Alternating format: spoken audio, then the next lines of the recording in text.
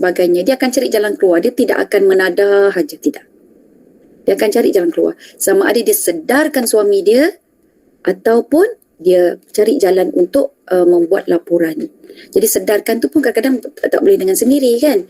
Sebab kita punya formula dalam Islam, yang mendidik anak adalah ibu dan ayah. Yang mendidik isteri adalah suami. Yang mendidik suami adalah pihak berkuasa. Kita nak harapkan pihak berkuasa tu, hai garuk kepala lah sampai ke akhirnya kan. Nak kejar suami yang tak jaga nafkah isteri, payah. Nak kejar, susah. Jadi sebab tu juga kita sebagai bakal ibu, didiklah anak-anak lelaki kita supaya mereka lebih bertanggungjawab. Sebab nak harapkan pihak berkuasa untuk didik dia payah. Melainkan kalau Saidina Umar Al-Khattab sekarang ada, Saidina Abu Bakar As-Siddiq ada, Nabi ada. Nabi akan cari sampai ke lubang cacing suami-suami yang tak bertanggungjawab itu. Ya, okey. Cuma sekarang ni tidak ada lagi lah. Ya, jadi alhamdulillah. So wanita, ketaatan kita perlu ada syarat. So syarat dia selama mana tidak melanggar hak-hak Allah. So seandainya melanggar, maka bangunlah kalian membela hak-hak Allah dengan menjelaskan secara yang terbaik, paling baik, penuh kasih sayang kepada orang yang kita sayangi, daripada kalangan ayah kita ataupun suami kita. Jadi kita ingatkan balik, tak boleh ni bang, ayah tak boleh lah ya, saya rasa ada cara lain, saya boleh cadangkan cara lain ayah. Jadi itu adalah kebaikan kelebihan wanita-wanita soleh. Patutlah dia jadi kanzun, dia jadi perbendaharaan.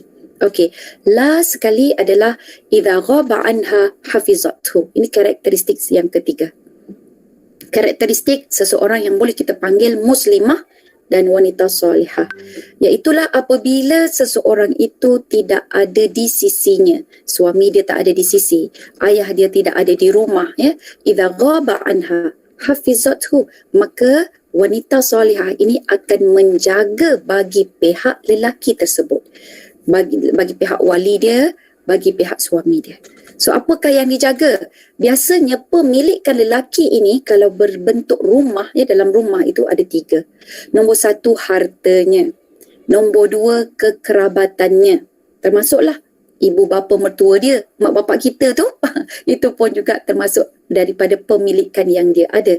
Dan yang ketiga adalah anak-anak. Pengurusan anak-anak. Jadi wanita yang solehah, dia akan berusaha, walaupun dia dekat universiti, dia tak ambil kos ini, kursus ini tak ada, sijil ini tak ada, tapi dia akan berusaha untuk belajar, dapatkan buku, dapatkan maklumat, dapatkan pengajian, ilmu pengetahuan tentang skill pengurusan. Mengurus apa? 3 benda. Mengurus harta, 1.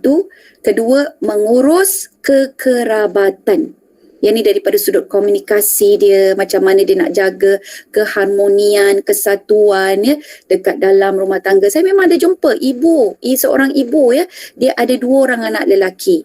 2 orang anak lelaki ni, bila kita tanyalah dia, makcik lebih suka duduk dengan anak yang mana? Dia kata saya suka duduk dengan anak yang B. Okey, contohnya A dengan B. Saya sukalah duduk dengan anak yang B. Kenapa makcik? Tu anak-anak dia dah besar tau. Anak-anak dia dah kahwin. Dah ada anak-anak pun. Dia makcik tu dah ada cucu lah. So kenapa makcik? Sebab isteri kepada si B ni dia tak pandai untuk mengadu domba. Kalau kita cakap dekat dia, benda yang sama dia akan cakap dekat suami dia. Jadi suami dia tak mudah salah faham. Tapi si A ini isteri dia. Nampak isteri? Isteri dia. Kita cakap dah dengan isteri dia, datang ke telinga suami dia boleh nanti akan bertengkar dengan mak dia, akan derhaka dengan mak dia, akan menengking mak dia. Jadi situlah kita lihat bagaimana kita harus, ya, wanita perlu pandai mengurus silaturahim, persaudaraan dan sebagainya. Kena belajarlah, ambil kemahiran tersebut, ya. Okay, kalau biasa kita sebut communication skill tu macam mana, relationship skill ataupun relationship management. Just explore saja ilmu-ilmu seperti itu. So akhir sekali adalah pengurusan anak-anak, yang ini dalam dunia keibuan, bagaimana kita mendidik anak-anak, psikologi anak-anak dan sebagainya, itu sudah tentu sangat-sangat menjadi tanggungjawab kita. Okey, cuba bayangkan kalaulah suami ataupun ayah kita tidak ada di sisi kita. Kalau seminggu boleh lagi kan, Seminggu nanti kalau ayah balik, kita tanya balik kan. Okey, ayah macam ni saya tak faham ya, kenapa ni pasal harta ayah yang dekat sini. Macam mana saya nak uruskan? Kita boleh tanya balik kan. Tapi kalau lelaki yang dalam keluarga kita itu pergi buat selama-lamanya, kan? Jadi kita yang kena menguruskan harta anak yatim, kita juga yang kena uruskan ya. EPF dia kita juga yang uruskan ya. Jadi kita ni sebagai isteri juga sebagai anak ya, bertanggungjawab tentang hal tersebut. Baik, itulah ciri-ciri wanita solehah yang disebutkan oleh baginda Nabi Muhammad sallallahu alaihi wasallam. Baik, sekarang ni kita nak tahu apa yang kualiti yang ada pada kaum perempuan ya, yang kita perlu terima dan kita anggap benda ini satu kelebihan daripada perspektif psikologi. Okey. Jadi yang pertama, ini kena tulis, ini juga mungkin boleh membantu kalian untuk memahami perbezaan jantina. Jadi yang lelaki boleh faham diri dia, perempuan pun boleh faham diri dia, dan memang Allah sengaja jadikan kita lelaki dengan perempuan berbeza-beza. Lelaki dan perempuan ada dia punya watak masing-masing, ada kelebihan dan kekurangan masing-masing kan. Firman Allah Ta'ala dalam surah Al-Hujurat ayat 13, boleh tengok, boleh cari sendiri. A'udzubillahi minasyaitonirrajim. Inna khalaqnakum min dzakari wa unsa wa ja'alnakum syu'uban wa qabaila lita'arafu. Sadaqallahul azim. Maksudnya sengaja kami ciptakan kamu ini, yakni manusia, dari berbangsa manusia ini daripada kalangan lelaki dan perempuan, dan kamu terpecah kepada kaum, kepada puak, kepada kelompok-kelompok yang tertentu. Tujuannya untuk apa? Lita'arafu. Maksudnya lita'arafu menjadikan kamu ini orang yang arif. Orang yang arif adalah orang yang bijaksana.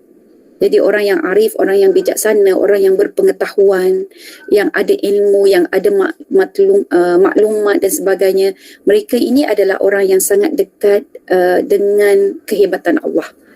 Jadi dia mudah merasai kehebatan Allah. So salah satu cara untuk mengenal Allah, man arafa nafsahu arafa rabbahu. Ini bukan hadis ya. Ini kata-kata ulama. Sesiapa yang kenal diri dia, maka dia akan kenal Tuhannya. Jadi kita ambil pernyataan ini sebagai panduan buat kita semua. Okay, are you ready untuk 5 poin ini? Faisal dah angguk-angguk dah, dia sentiasa ready. Okay, yang pertama, lelaki dan wanita ini pada konteks fokus. Ya? Konteks fokus dia. Maksudnya bila dalam waktu-waktu yang biasa fokus dia itu dia boleh jadi berbeza. Maksudnya fokus ini dia punya dalam bahasa Melayu fokus jugalah kan. Dia punya tumpuan. Tumpuan dia. Jadi penumpuan dia itu, kalau lelaki ini bersifat monotrack. Jadi monotrack tu maksudnya dia akan fikir satu benda dengan satu hala. So dia punya track itu jalan sehala. Sehala saja. Alright. Jadi sebab itu kalau dia fikir masalah dia hanya fikir masalah dia. Alright. Kemudian bila dia fikir nikmat, dia akan fikir pula nikmat. Kalau dia fikir cabaran, dia akan terlupa emosi dan perasaan. So biasa tak duduk sebelah dengan ayah kita ke abang kita ke, bila dia tengok cerita TV ke apa kan, kita pun tanya dia, abang tengok cerita apa tu bang? Dia jawab apa? Kalau isteri dia tanya suami dia, bang abang sedang tonton cerita apa tu bang? Kan? Biasa suami akan cakap apa? Atau abang-abang kaum lelaki ni dia akan cakap apa? Tengok je lah, dia kata. Jangan bising lah, tengok je. Biasa macam tu. Jangan bising lah, tengok. Ataupun, entah ni cerita Hindustan lah ni. Kan? Atau okey ni cerita Korea lah ni. Tu kenapa dia macam tu bang? Kenapa? Kalau isteri tanya suami, kenapa dia macam tu bang? Alah biasalah. Entahlah, tak tahulah. Kita ni boleh jadi pelik tau. Ya Allah, kenapa dah tak tahu? Tengok sampai 1 jam dekat depan TV ni. Tapi dia boleh kata tak tahu. Jangan pelik sebab dia memang monotrack. So monotrack, fokus dia adalah pada apa yang dia nak fokus. Tapi kalau perempuan habis saja cerita Korea, tak habis lagi, mata dah meleleh air mata, nangis sebab dia tengok cerita tu, dia kaitkan kisah dia cinta yang tak kesampaian. Dia kaitkan pula dengan kes anak jiran ke apa ke kan. Dia dah banyak Okay. So kenapa? Kerana wanita dia multitask. Wanita sifat dia multitasking. Lelaki sifat dia adalah monotrack. Jadi itu fokus dia. Jadi apakah kelebihan wanita? Jadi kelebihan wanita dengan multitask ini, jadi bila dia pergi ke kedai, dia akan terus klik dengan apa kat rumah dia yang dah habis. Lelaki tak ada.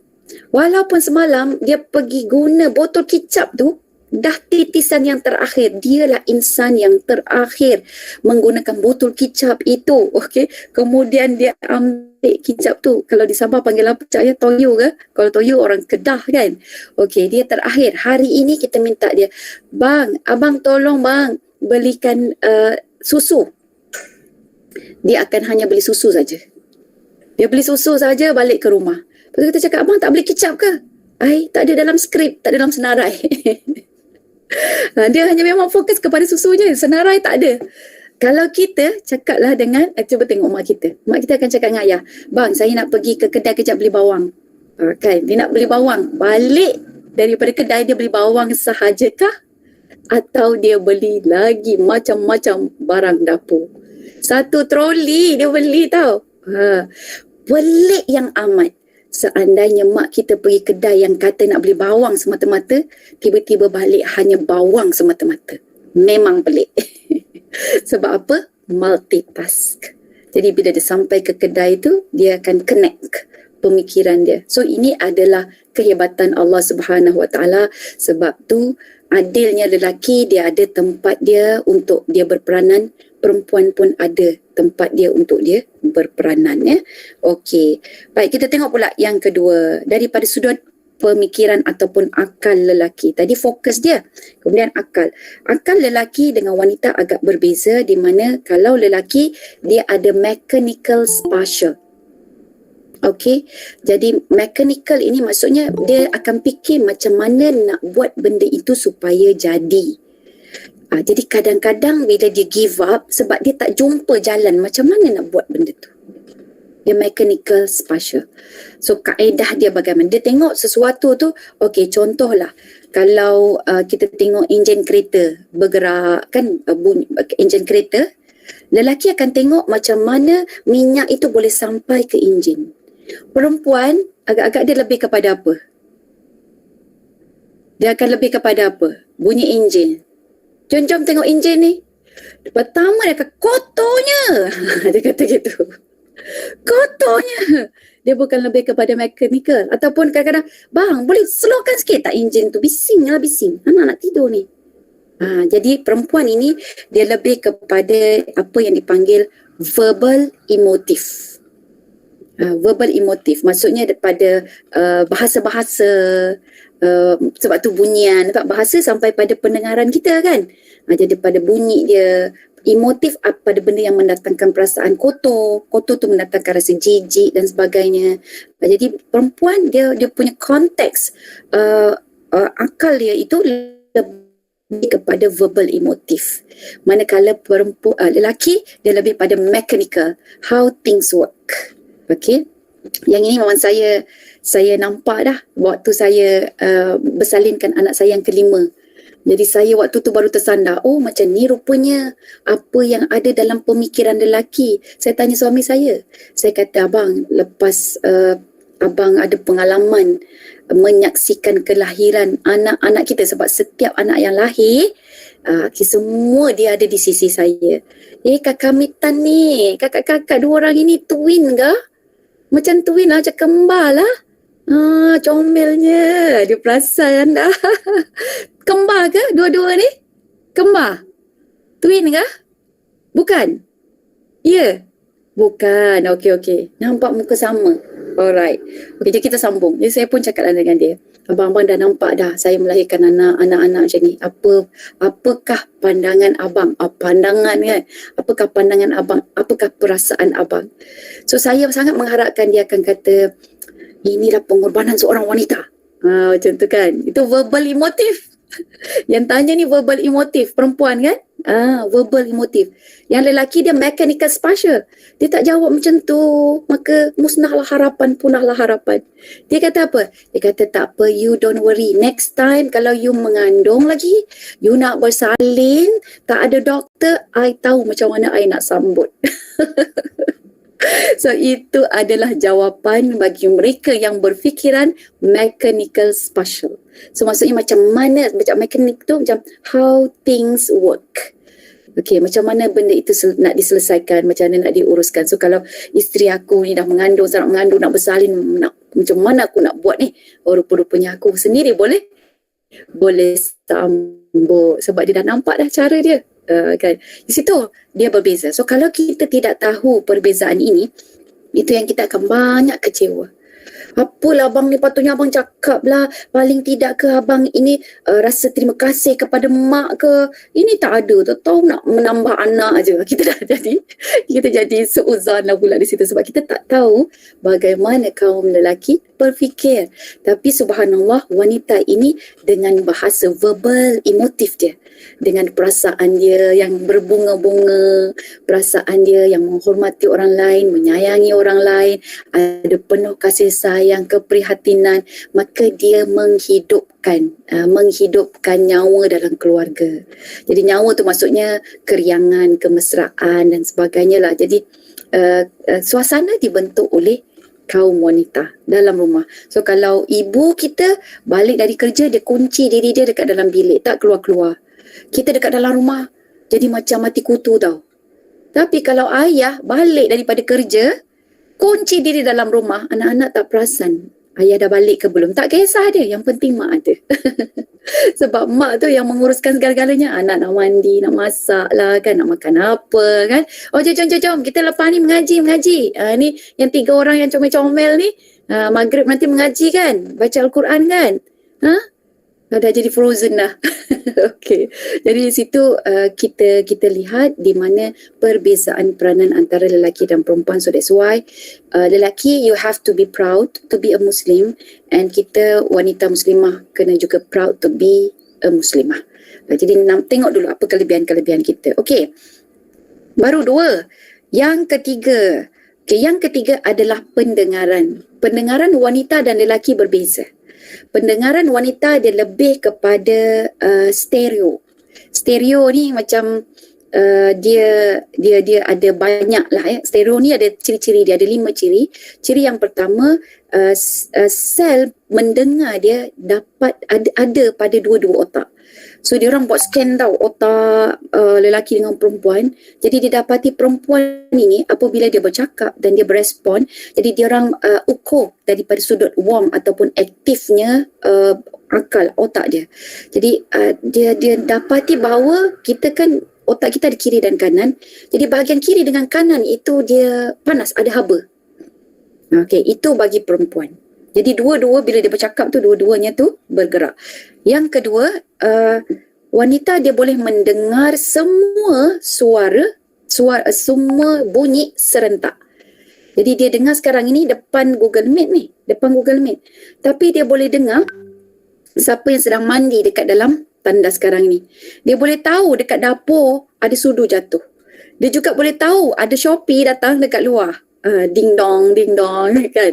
Dan kadang-kadang dia pun pening kepala macam-macam ni kan. Okay. Tapi dia boleh dengar semua. Yang ketiga, wanita dia pendengaran dia itu dia akan lebih cenderung kepada nada emosi. Nada suara manusia dan juga nada emosi ya. Okey, ni sedih ni, tu sakit tu. Sebab tu kalau anak nangis, dia boleh bezakan ini lapar ni. Itu kelebihan dia tu. Sebab tu Allah jadikan perempuan macam tu, lelaki tak ada. Dia anak menangis, sabar saja. Faham-fahamlah kan apa maksud sabar tu kan? Boleh dia tenang tidur je kan? Okay. Jadi tapi tak semualah lelaki macam tu ya. Okay. Next adalah wanita dia cepat mendengar bunyian tu, tapi dia tak tahu puncanya tu datang daripada mana. Dia boleh dengar, cepat dengar, tapi dia tak pasti kat bagaimana ya rasa-rasanya, tapi dia tak boleh nak berapa cakap sangat. Dan akhir sekali, wanita walaupun dia tak ada niat untuk mendengar, dia boleh dengar semua suara walaupun tak ada niat dia untuk mendengar. Okey, baik. Tengok pula beza lelaki. Lelaki ni dia sekali lagi dia mono. Mono tu dia one way. Jadi maksud dia apa ciri-ciri dia? Ciri dia yang pertama, sel mendengar dia hanya sebelah otak saja. Sebelah otak saja mendengar. Okey, yang sebelah sini dia akan guna untuk bercakap. Perempuan dua-dua. Okey, jadi kalau dia bercakap dan dia mendengar, maka satu otak tu dia akan ada haba lah, dia aktif. So yang kedua, dia punya pendengaran dia itu akan datang bersama dengan penglihatan dia. So kalau pun dia duduk dekat sini alright. So kita panggil lah, sebab tu isteri-isteri selalu frust panggil suami. Abang sampai kali yang ke-10 barulah. Awak panggil ke? Abang tak perasan ke bang? Ini dah kali ke-10 saya jerit nama abang tau. Okay, itu berlakon sikit kan. Rupa-rupanya sebab apa? Sebab dia punya mata tu dekat handphone. Jadi kalau kita panggil pun, mata dia fokus dekat handphone. Sebab tu untuk lelaki, elok sangat kalau kita panggil, kita pegang dia. Abang ataupun abah. Kan nak panggil ayah kan abah, macam tu. Jangan panggil abah. Kalau panggil macam Tarzan pun dia tak dengar juga.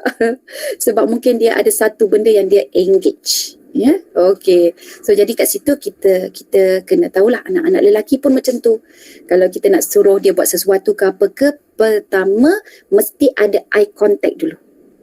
Jadi kalau dengan lelaki, kalau dengan perempuan asal panggil je, dia punya telinga tu dia boleh. Ya, subhanallah, ini ciptaan Allah. Ya, okey. Baik. Kemudian yang ketiga, lelaki kekuatan dia boleh fokus. Kalau dia fokus pada pendengaran tu, dia boleh dengar daripada punca dia daripada mana. Punca dia ya. Walaupun tadi dia tak dengar, kita yang dengar dulu. Yang dengar tu isteri dulu, mak dengar dulu. Bang, saya dengar rasa macam ada orang bagi salam aja. Mana ada? Kata ayah. Ayah kata mana ada? Adalah. Lepas tu diam. Assalamualaikum. Lepas tu dia kata, ada. Lepas tu mak kat mana tu? Kat mana tu? Kat belakang ke? Pintu tengah ke? Pintu depan ke? Ayah tahu, terus saja pergi ke pintu dapur. Ni kat dapur ni. Mak kata orang punya kat dapur. Kan? Di situlah dia punya kelebihan dia. Dan actually bila diselidiki bahawa lelaki memang ada kekuatan itu, kerana kalau dia berada di hutan pun, dia punya kewaspadaan dekat hutan belantara tu, dia sangat membantu dia untuk proses memburu dan sebagainya. Tapi kurang pada perempuan. Ya? Okey. Baik, yang keempat, lelaki boleh mendengar jika memang niat dia untuk mendengar. Dia kena tengok niat dia dulu. So kalau niat dia memang dia nak mendengar, walaupun dia tunduk, dia boleh dengar. Tetapi perempuan, dia tak ada niat nak mendengar pun dia akan dengar. Itu dia punya perbezaan dan kekuatan dia, subhanallah. So jadi sebab tu perempuan, dia sangat-sangat penting untuk membina sesuatu, maksudnya membina jiwa. Jadi jiwa ini kadang-kadang dia perlukan pendengaran yang hebat. Jadi ibu ini dia boleh mendengar. Itu yang kadang kita kata ibu ni ada insting mother kan. Ada firasat sebagai seorang ibu. Ayah pun ada firasat dia, tapi firasat dia mungkin lebih berbentuk keselamatan dan sebagainya. Tapi kalau ibu dia boleh tahu anak sedih, anak ni kena bully, ya, anak ini macam ada benda tak kena, anak tak sihat, ya. Jadi ibu itu dia boleh tahu. Okey, itu yang ketiga baru. Yang keempat, dari sudut visual. Dari sudut, insyaAllah saya akan berhenti pukul 3 lebih, Puteri Anis. Nanti lepas tu kita buka pada soal jawab lah kot ke? Ada soal jawab ke tak? Kita nak buka tak? Boleh ya, buka. Okay. So yang keempat adalah visual. Visual bagi lelaki, dia ibarat dia pakai cermin mata. Siapa yang pakai cermin mata ni? Saya tak nampak siapa-siapa yang pakai cermin mata kat sini. Okay, dia pakai cermin mata yang rabun jauh. Jadi orang rabun jauh ni, dia punya kanta tu dia pakai kanta cembung. Suzana Yazid angkat tangan. Suzana pakai cermin mata ya. Okey. Jadi kita punya kanta cembung. Jadi maksudnya jarak kita, penglihatan kita tu akan menumpu pada satu saja. Alright. Bagi perempuan, dia kanta cekung. Cekung ini dia bersifat, dia akan besarkan. Dia akan mencambahkan. Jadi kalau lelaki bila dekat pejabat, dia fikir balik rumah nanti saya nak makan ayam goreng. Okey. Jadi bila dia balik ke rumah, sampai ke rumah, dia terus cari ayam goreng yang semalam dah kita perap tu, dia pun akan terus goreng dan dia akan makan. Lepas tu dia pun relax makan. Sambil relax. Sebab dia dah tercapai lah tu hasrat dia. Tapi kalau perempuan dekat pejabat, dia hasrat di hati, teringat ada ayam perap, nanti balik rumah, goreng lah, dia kata kan. So bila balik rumah, kerana dia punya pandangan penglihatan dia mencapah, buka sahaja pintu, dia nampak dah kain dekat luar belum, ampaian belum lagi diangkat. Ni kejap lagi nak hujan. Pokok bunga belum siram lagi. Bila dia masuk kucing tak bagi makan lagi. Lepas tu sampai ke dapur dekat sinki ada pinggan mangkuk siapa entah yang letak kat situ tak basuh-basuh. Jadi dialah pula kena basuh. So akhirnya ayam perap tu hilang. Dia pergi dok selesaikan dulu apa yang dia nampak. Dan sebahagian daripada wanita ini bila dia balik, dia jadi letih sebelum dia mengemas dan sebagainya. Dia letih sebab dia dah nampak banyak benda yang tak selesai lagi. Lelaki tak ada, dia boleh relax aja. Dia melangkah kain yang belum lipat lagi kan. Kadang-kadang ada sampah selit sana selit situ, dia tak perasan. Kita kata bang tak, kalau tak nampak bang, oi dekat tepi ni macam tu juga dengan anak-anak kan. Kita balik daripada kursus ni 3 hari, tengok anak dia dokong dah berserabai dah semua, rumah dah macam-macam kita tengok kan. Dan kita pun tanya, dia dokong anak ni pakai stokin sebelah aja. Sebelah je pakai stokin. Bang, mana stokin sebelah anak lagi? Tengok apa jawapan dia. Stokin? Budak ni pakai stokin ke? Dia pun tak perasan dia pakaikan stokin. Jadi nak ceritanya macam tu perbezaan antara lelaki dengan perempuan, tetapi dia bukanlah sesuatu benda yang untuk kita make fun of it. Sebab lelaki ini subhanallah, pada satu sudut kalau kita kata, ya Allah kalau macam ini lelaki, kenapa engkau ciptakan lelaki ya Allah? Membebankan ya Allah. Tak. Lelaki cuba lihat, kalau daripada sudut dia memberi kesaksian. Dia memberi kesaksian dia tu kan di mahkamah atau depan hakim, maka kesaksian lelaki dalam Islam 1, perempuan tak cukup. Perempuan kena 2. Sebab apa tadi? Sebab fokus dia. Dia fokus satu perkara kepada satu perkara sahaja. Dan bila dia pilih untuk dengar, dia hanya pilih untuk dengar. So meaning to say, mana-mana yang datang daripada dia yang genuine, maka itu memang genuine. Perempuan, dia ada inclination untuk make up, untuk tambahkan lagi. So bila dia dengar sesuatu, dia boleh dengar banyak lagi suara lain. So ketepatan itu kurang. Jadi di sini kita, sebab tu kita kata kalau dalam urusan-urusan rumah, yang perlu jadi queen dia, yang jadi king, bukan jadi kingnya, queen dia adalah perempuan. Sebab tu Nabi sebutkan, kullukum ra'in wa kullukum mas'ulun an ra'iyatihi, setiap daripada kamu adalah ketua, pengurus, dan kamu akan ditanya tentang apa yang kamu diuruskan, kamu mengurus. Okey. Dan masuk lelaki pula, warrajulu ra'in li ahli baitihi. Lelaki ini adalah pengurus bagi seluruh ahli keluarganya. Jadi maksudnya matlamat ahli keluarga itu, penginapan, tempat tinggal, tempat berteduh, keselamatan dia, hala tuju hidup dia, itu benda yang besar. Dia jatuh bawah lelaki. Tetapi dalam urusan-urusan yang dalam rumah tu, yang bersihkan dan sebagainya, maka bukan king tu tadi yang jadi ketua. Yang jadi ketua adalah queen. So queen of the house. Wal mar'atu ra'iyatun fi baiti ba'liha.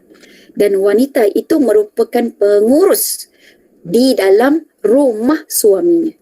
So bila Nabi sebut rumah suaminya, yang menyediakan rumah itu patutnya adalah suami. Walaupun nama rumah tu nama isteri. Walaupun duit itu datang daripada duit isteri, maka suami kena bayar juga kepada suami. Suami kena bayar juga pada isteri. Okey. Jadi nak ceritanya bahawa di situ kalau sebuah keluarga, hala tuju keluarga, matlamat keluarga, perjuangan keluarga ni nak jadi apa ya, dia kena diputuskan oleh lelaki. Jadi kalau lelaki mungkin kurang daripada sudut itu, kita tunjukkan jalan, dia boleh. Okey, tapi kalau perempuan, dia urusan emosi, urusan keperluan, urusan kebajikan, ya.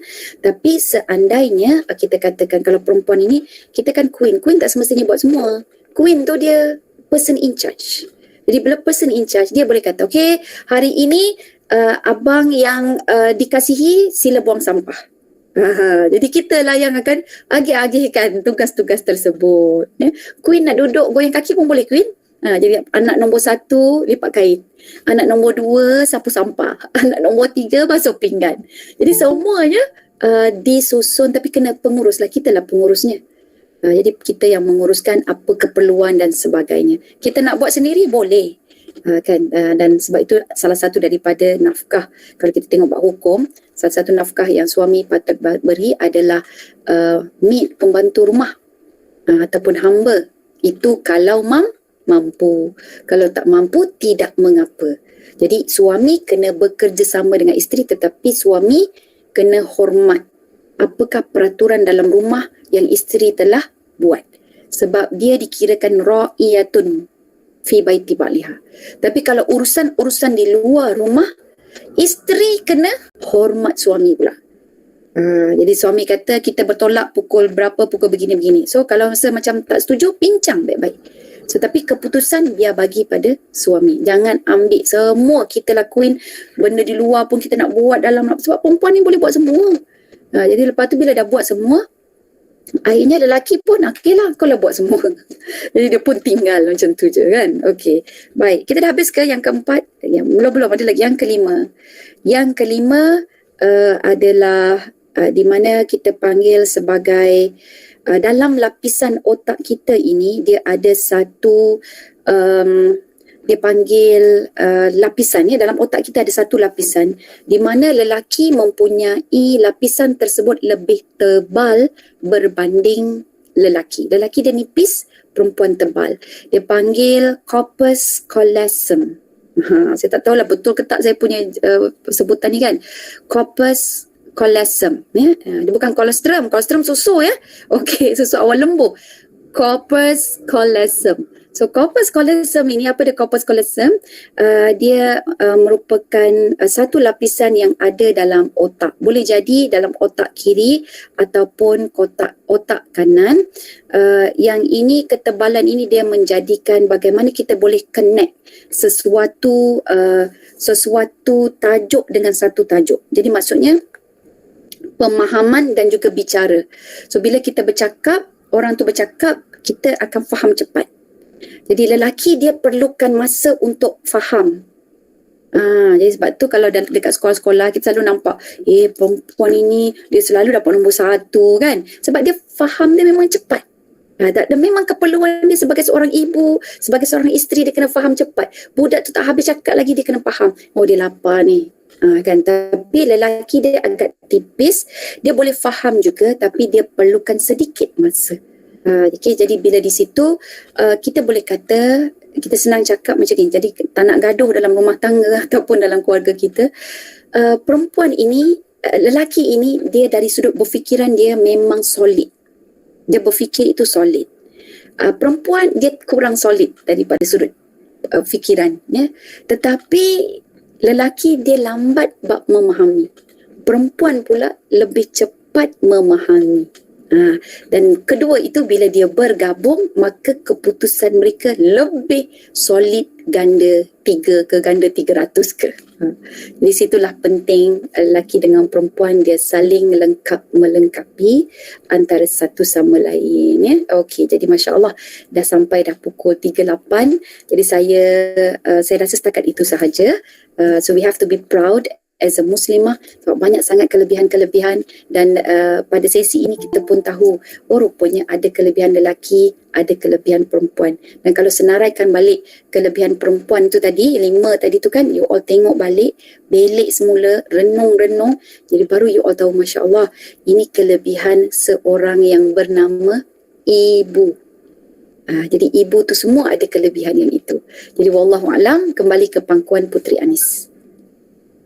Terima kasih diucapkan kepada Ustazah Isfadiah binti Muhammad Dasuki atas pengisian yang sangat bermanfaat sebentar tadi. Semoga perkongsian ini mampu memberi inspirasi khususnya kepada Muslimah IPG Kampus Gaya yang bakal menjadi pendidik pada masa akan datang. Juga pengetahuan yang berguna kepada seluruh pendengar pada petang ini. Okay, jadi Sekarang kita beralih pula kepada sesi soal jawab. Hadirin boleh mengajukan soalan dengan menaip ruangan chat. Okey, soalan pertama daripada Nur Amira yang merupakan alumni IPG Kampus Gaya. Persilakan. Okay, Assalamualaikum warahmatullahi wabarakatuh. Jelas ke suara saya? Jelas Amira, Alhamdulillah. Alhamdulillah. Okay, Ustazah, saya nak tanya soalan. Sebagai muslimah kan, macam mana kita nak bersederhana dalam kehidupan kita, dalam media sosial kita, dalam percakapan, penampilan dan juga bersederhana dalam kita mengejar cita-cita. Tak lupa juga kita kepada keluarga. Macam tu maksud saya. Macam kita nak bersederhana. Tapi di masa yang sama kita pun nak mengejar cita-cita tapi tak lupa juga kepada akhirat. InsyaAllah. Okey. Terima kasih Ustazah. Terima kasih Amira. Puteri Anis, kita nak kumpul soalan ke macam mana? Tiba-tiba pula saya tanya macam saya lah pula pengerusi. Ustazah boleh jawab terus. Saya jawab terus Puteri Anis ya. Okey. Baik, terima kasih Amira. Baik, bagaimanakah kita ingin bersederhana dalam mengejar cita-cita lagi dalam masa yang sama tidak mengecewakan mak dan ayah kita, betul kan Amira ya? Dalam satu masa yang sama dekat akhirat juga kita berjaya. Okey. Jadi yang penting adalah kita tahu hidup kita ini keseluruhannya adalah ibadah kepada Allah Subhanahu Wa Taala. Jadi kita kena usahakan cita-cita kita itu selari dengan apa yang disuruh oleh agama kita. Selari dengan apa yang disuruh oleh Allah. So kalaupun tidak selari dengan mak dengan ayah, tak apa. Tapi jangan pernah against daripada syariah. Okey, contohnya mak ayah nak kita ini jadi seorang guru ataupun pengetua di sekolah menengah lah, mungkin dekat dengan tempat dia dan sebagainya kan. Jadi kita cuba nilai dulu, senaraikan apakah kebaikan, apa keburukan. So jadi kita nak jadi pensyarah dekat IPG kan. Mak dengan ayah nak suruh kita jadi macam tu. Jadi bila kita tengok tengok mak dengan ayah punya ini, kalau kita jadi pensyarah boleh cover sekali tak apa yang mak ayah nak. Kita ni nak jadi pensyarah, mak ayah suruh jadi cikgu je dekat sekolah tempat dia lah. Okey, dekat je kan. Jadi kita tengok boleh cover tak? So kalau boleh cover, contohnya mungkin kita tak boleh cover daripada sudut jarak. Mak ayah nak kita dekat dengan dia, tapi ada adik yang dah duduk dekat dengan dia. Jadi kita memudahkan urusan adik itu dengan cara mungkin daripada gaji bulanan kita peruntukkan kepada ibu bapa kita.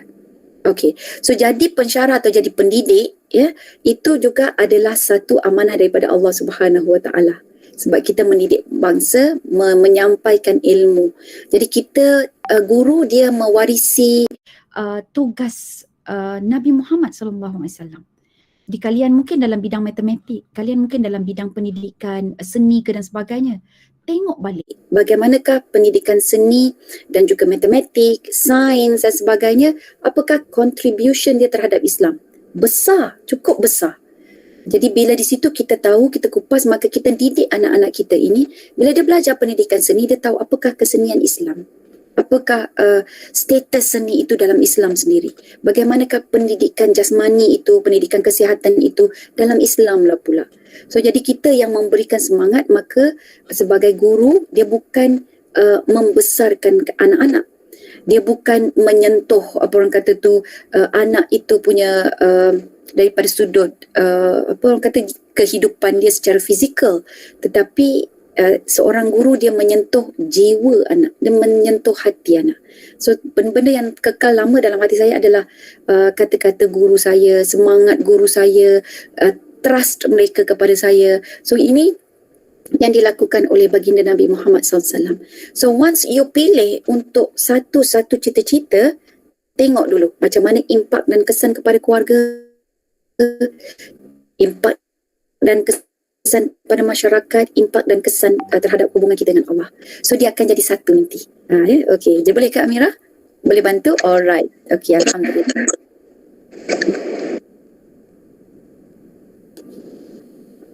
Okey, ni ada soalan daripada pelajar IPG. Mungkin saya boleh kongsikan sedikit tips untuk menjadi pendidik yang baik. Okey. Untuk menjadi pendidik yang baik, kalian perlu 3 perkara ini. Nombor satu, kalian perlu ada ilmu bagaimana hendak menyampaikan. Ilmu mendidik, ilmu macam mana hendak menyampaikan. Kemudian itu adalah dalam kursus-kursus kalian sendiri kan, ada you all punya specialization dan sebagainya, option dalam course. Lepas tu macam-macam skill lah you all belajar. So ilmu tentang mendidik. Yang kedua, jangan lupa untuk lebih memahami ilmu berkaitan tentang jiwa, ilmu berkaitan tentang psikologi manusia itu sendiri. Ya, personality dia. Kalau macam tadi tu, bila kita tahu beza antara lelaki dengan perempuan, kita akan mempunyai perspektif yang berbeza kan. Penerimaan kita kepada anak-anak jadi berbeza. Sebab ilmu yang berkaitan dengan jiwa ini, dia tak cukup sekadar hanya psikologi sahaja. Tak cukup. Melainkan ada satu lagi benda yang you all perlu ada, iaitulah mengkaji sejarah Nabi Muhammad SAW sendiri. Sirah Nabi Muhammad SAW. Jadi sirah Nabi Muhammad SAW, pergi cari buku kitab Fiqhus Sirah. Fiqhus Sirah ada Said Ramadan Al-Buti, ada Syekh Muhammad Al-Ghazali ada. Jadi mereka ini dengan buku dia, dia cerita peristiwa yang Nabi lalui, Nabi tempuh macam tu. Kemudian apakah pengajaran-pengajaran dia. Jadi kemudian pengajaran itulah yang sangat penting untuk kita memahami anak-anak kita. So dengan kata lain, bila kita faham watak rentak manusia, kemudian kita tahu apa sepatutnya mereka ada. Contoh, kita belajar daripada sejarah Nabi. Nabi ni daripada kecil-kecil lagi dia terkenal dengan gelaran Al-Amin. Nama dia Al-Amin tu dipercayai dan sebagainya. So macam mana kita sebagai pendidik ini kita nak terapkan benda tersebut? Jadi kita faham anak-anak di usia 7 tahun ke bawah, ajar mereka benda yang sangat penting dalam diri mereka adalah bercakap benar. Jangan membohong, tak boleh mencuri. Ya? Jadi di situ kita tahu, okey, ni dia punya kita panggil checkpoint. Ni checkpoint dia. Ini dia punya garis panduan dia. Umur dia 7 tahun ni, dia mesti sudah menguasai Al-Amin ataupun dia boleh ditrust oleh orang lain. Jadi kita tahu, kita dapat silibus dia daripada mana? Daripada Rasulullah. So kalian memang mengajar matematik, tetapi kalian boleh faham, dia kena capai Al-Amin ini. Jadi matematik itu kita ajar anak-anak supaya berlaku jujur. Kan, pembahagian ke, ajar darab ke dan sebagainya. Dia tak boleh, kalau awak salah kira ni, orang boleh sangka awak menipu. Kan? Jadi kita macam bagi semangat pada dia, sebab ilmu-ilmu itu dia tidak bermakna kalau tidak ada semangat. So yang ini memang sangat penting, belajarlah sirah Nabi. Ya, okey. Kemudian yang ketiga, sebagai pendidik yang baik, kalian perlu mempunyai matlamat yang jelas bahawa kita nak anak-anak didik kita itu semua dengan ilmu apa juga dia kembali kepada Allah Subhanahu Wa Taala. Dia kembali kepada Allah. Okey, so 3 aspek inilah saya kira mungkin sempat boleh memandu kita, membimbing kita, sebab 3 aspek ini tidak ada dalam silibus you all. Satu saja ada, iaitulah skill dalam mendidik, dia ada cara, dia ada gaya dia. Kemudian yang kedua tu sirah Nabi. Tujuan saya kenapa kalian belajar sirah Nabi ini, sebab nak dapatkan contoh teladan sebagai guru yang baik macam mana. So kalau dah faham sirah Nabi, kalau dah ada nak tambah boleh juga. Tengok pula bagaimana para ulama menuntut ilmu. Macam mana gaya diorang menuntut ilmu dan bagaimana mereka menjaga ilmu itu sendiri. Jadi di situ semangat kita akan berbeza. Kita menjadi pendidik yang bukan sahaja menyentuh kehidupan anak-anak, tapi kita akan sentuh dan you shape the soul of a person. Okay. So last kali matlamat dia, belajarlah subjek apa, tapi supaya anak ini lebih mengkagumi Allah Subhanahu Wa Taala dan beriman kepada Allah. Okay. Baik. Ada lagi soalan? Ada saja lagi 2. Boleh, silakan. Soalan ketiga daripada pelajar IPG juga. Okay. Dia tanya bagaimanakah cara yang terbaik untuk seorang wanita menjaga dirinya di alam pekerjaan, spesifik sebagai guru, sebab guru ni akan bergaul dengan pelbagai lapisan masyarakat. Okey. Bagi wanita, aspek yang sangat utama adalah menjaga maruah. Menjaga maruah. Bagi seorang lelaki adalah membangkitkan kepimpinan kewalian mereka. Jadi mereka ada ciri-ciri seorang wali. Kalau perempuan, maruah. Macam mana nak jaga maruah? Maruah tu apa? Maruah itu terbahagi kepada 3. Ini menurut kupasan beberapa orang ulama, 3. Nombor 1, maruah ini adalah cara kita berpakaian. Maruah juga cara kita bercakap. Yang ketiga, cara pergaulan. So, 3 benda itu kena jaga.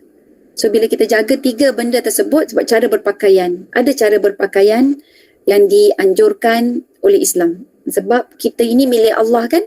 Jadi cara berpakaian kita pun Allah dah tetapkan. Kemudian cara kita bercakap. Begitu juga kita bercakap, kita ni milik Allah. So kita tak boleh sewenang-wenangnya bercakap ikut nafsu kita, ikut suka hati, cita rasa sesedap lidah kita kan. Jadi kita kena pilih. Kalau ada perkataan yang baik, cakap. Tak ada perkataan yang baik, diam. Falyakul khairan au liyasmut. Ada benda baik, cakap. Tak ada benda baik, diam. Okey. Kemudian yang ketiga adalah cara pergaulan kita. Yang ini Islam sangat-sangat jaga. Hatta para ulama dia telah menyimpulkan asal hukum bagi pergaulan itu adalah haram. Kecuali pada 3 tempat. Atau pada 3 tempat secara umum. Nombor 1, apabila kita nak bermuamalah. Ada urusan jual beli. Ada urusan dekat kaunter. Nak menguruskan itu dan ini. Itu muamalah. Yang kedua, urusan pernikahan. Urusan munakahatnya. Jadi maksudnya kita nak menguruskan perkahwinan kita. Jadi waktunya dalam tempoh pertunangan. Ya. Jadi tapi di situ tetap tak boleh sendiri-sendiri. Ya. Sama dengan muamalah tu biasanya kita buat di depan publik. Ya. Okey, depan orang awam. Kalau nak mengurus pernikahan pun sama. Kalau datang rumah ehem-ehem tu kena ada ayah dia. Kena ada mak dia. Kan tak boleh dia dengan ehem-ehem je. Okey. Kemudian yang ketiga adalah atas tujuan untuk belajar. Jadi ni semua diharuskan. Ya, belajar. Belajar pun sama. Tak boleh seorang cikgu lelaki, seorang pelajar perempuan. Atau seorang cikgu perempuan, seorang pelajar lelaki. Lagi mungkin lelaki ni yang dah dewasa dan sebagainya. Baru-baru ni ada dengar kan viral. Seorang guru, dia waktu PDPR, dia suruh budak tu masuk ke toilet lah sebab nak mengajar pengajaran. Dia dengar kan? Jadi yang ni kita guru pun rasa malu sangat dengan tindakan-tindakan seperti ini. Kita cuma doakan saja supaya mereka yang mempunyai sifat seperti itu apa orang kata tu bertaubatlah dan kembali kepada jalan yang benar kan. Jadi situ walaupun ada tapi still kena jaga dia punya adab ya, ataupun tata cara bila berhubung dengan berlainan gender ini. Okey, wallahu alam. Okay, ada satu lagi kan? Ada 2 lagi. Oh, boleh silakan. Baguslah, aktif. Okey, soalan keempat. Boleh Ustazah share tips atau apa-apa amalan yang untuk kita jadi orang yang tenang. Maksudnya wajah yang menenangkan dan kata-kata yang menenangkan orang sekeliling. Macam tips.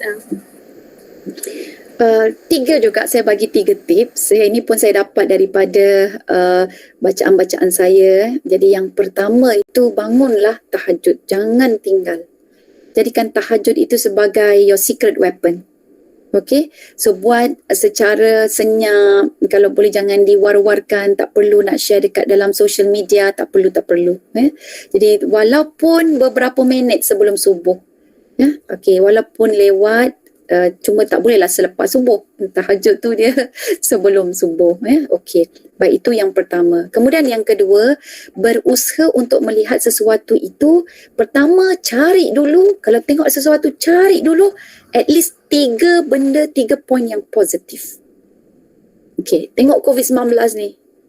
Senaraikan dulu 3 benda yang positif. So you kena fokus kepada apakah yang baik. Sebab Allah bila membenarkan sesuatu itu terjadi, tak mungkin benda itu bersifat menzalimi. Sebab Allah bukan zalim, mustahil. Allah buat sesuatu dengan kasih sayangnya. Berusahalah untuk kita mengintai-intai kasih sayang Allah. So kasih sayang Allah itu diintai apabila kalian berjaya menemukan hikmah di sebalik pengajaran-pengajaran. So kalau ada peristiwa daripada peristiwa itu senaraikan terus yang positif. Negatif tak payah fikir. Tak payah fikir. Kecuali kalau kalian rasa macam perlu untuk menganalisa, mengandaikan keselamatan. Sebab pada faktor-faktor keselamatan yang itu, andaian itu memang sangat penting lah. Ya, okey, itu yang kedua. Yang ketiga, sehari kena baca Al-Quran setiap hari. Walaupun hanya 5 ayat. Bacaan dalam sembahyang tak cukup.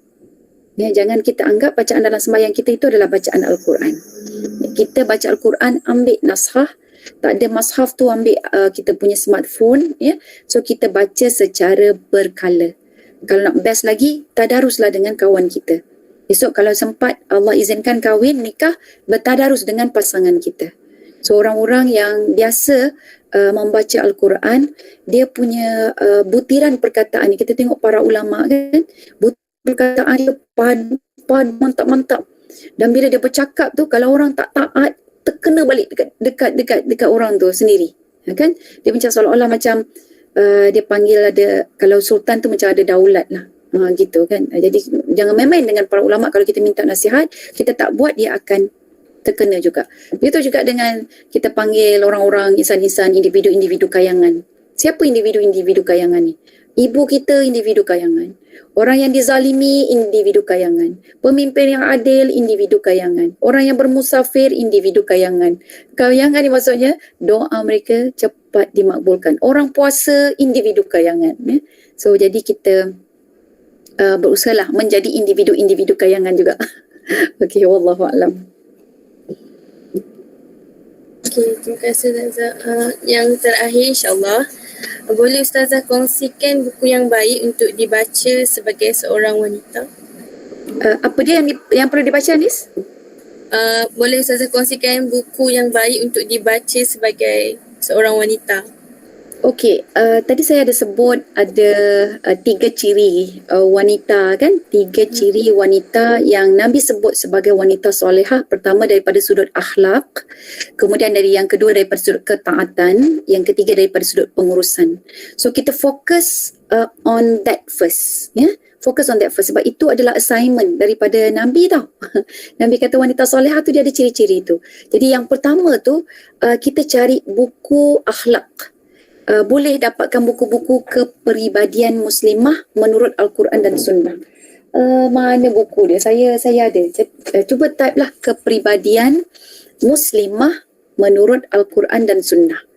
Jadi kat situ nanti akan ada cerita berkenaan akhlak-akhlak wanita tu sepatutnya apa. Dia jadi seorang anak perempuan, bagaimana dia punya sifat dia. Adik-beradik perempuan, apa dia. Kepribadian.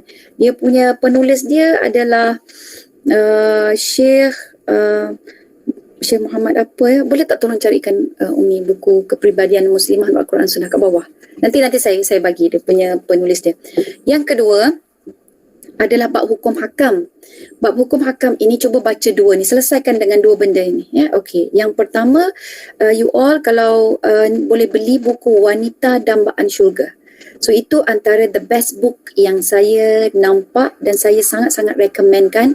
Saya wajibkan anak saya seorang satu kena beli, kena ambil. Satu rumah wajib ada satu. Sebab apa? Sebab dia adalah kompilasi. Ada kat sini sekejap. Ini buku dia. Wanita Dambaan Syurga.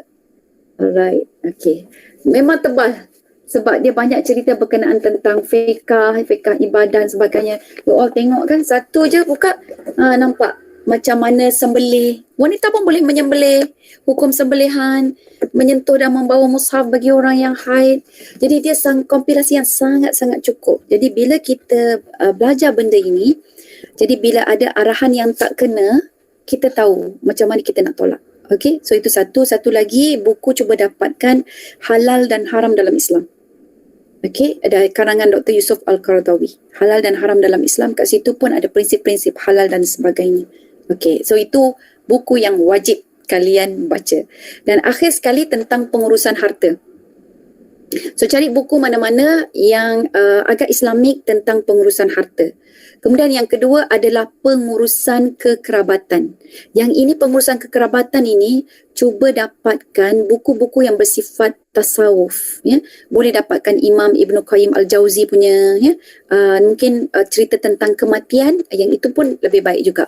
Sebab bila pasal kematian ini dia akan lebih mudah melenturkan hati kita untuk accept kerabat kita yang kita rasa macam kita tak boleh nak ngam dengan dia. Jadi dia akan melembutkan hati kita. Okey, kemudian yang ketiga adalah berkenaan tentang anak-anak, pengurusan anak-anak. So, you got to have satu buku yang tajuk dia Prophetic Parenting. Cuma buku Prophetic Parenting ni, yang ini daripada Indonesia. Maksudnya versi dia terjemahan daripada Indonesia, yang bahasa Malaysia pun ada. Dekat Semenanjung, saya tak pasti kat Sabah ada ke tak, tapi dia tulis Prophetic Parenting, cara didik Nabi, cara didik anak-anak Nabi ke macam tu, tajuk dia lebih kurang, dan kalian boleh dapatkan. Cumanya sebab buku ini setebal ini, semuanya adalah dalil-dalil yang tepu, dalil-dalil yang memang solid. So dia perlu dipecahkan, dia perlu dibincangkan. Jadi kadang-kadang dalil tu dia hanya diberi hadis sahaja, tapi kita tak pasti dia punya huraian macam mana. Sebab tu perlu ada diusrahkan lah, ada perbincangan, ya. Dan yang ini yang saya masukkan tadi, kepribadian seorang muslimah menurut Al-Quran dan Sunnah. Pengarang dia adalah Syekh Dr. Muhammad Ali Hashimi. Dr. Muhammad Ali Hashimi. So kalau you all tak dapat keluaran ini, yang keluaran lain pun tak apa, ya. Dia ada dalam bahasa Inggeris pun ada juga. Kepribadian seorang muslimah daripada Al-Quran dan Sunnah. So itulah ada 1, 2, 3, 4 buah buku yang wajib kalian baca. Itu recommended from me, myself. So kita selesaikan dulu urusan yang Nabi sebut dalam hadis. Oh ya, 1, 2, 3, 4. Satu lagi buku tu yang berkenaan dengan jiwa lah, ya, dengan lebih kepada akhlak tasawuf, ya. Syarah Ibn Hikam ke, itu pun boleh juga. Al-Hikam, Imam Ibn Qayyim Al-Jauzi tentang kematian, yang itu pun wajib juga. So 5 buku lah kesemuanya. Itu saja Putri Anis. Ada lagi?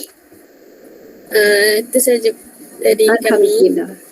Okey, terima kasih dan juga minta maaf. Okey, kembali semula. Okey, terima kasih Ustazah. Nampaknya masa buat mencuri kita. Oleh itu, sesi soal jawab akan diakhirkan di sini. Hadirin hadirat yang dimuliakan, kita telah sampai di penghujung acara. Tetapi sebelum bersurai, majlis meminta semua hadirin untuk bersama-sama membuka kamera untuk sesi bergambar. Boleh semua?